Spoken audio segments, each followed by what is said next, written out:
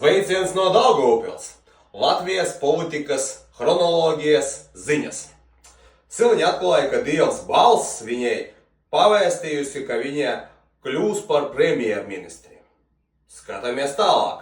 Aizsardzības ministrs Sprūts aiziet no amata, bet atbildību neņem. Parasti biedruni aiziet un viss. Aizturēts valsts kancelēs vadītājs Raivis Kronbergs. Atbildēs viņš? Nedomāju. Tālāk.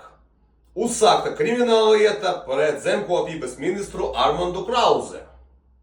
Vai partija Zaļo un Zemnieku vai vispār kaut kāds cilvēks ņems par to atbildību? Skatāmies tālāk. Evika Siliņa paziņo par savu demisiju. Bet vai Evika Siliņa atbildēs vispār par Rail Baltica, Air Baltica, vai varbūt viņa arī par droniem grib paņemt kaut kādu atbildību? Beigās sanāk tā, ka Dievs pārdomāja, un neviens ne par ko nekad neatbildīs. Dievs svētīja Latviju.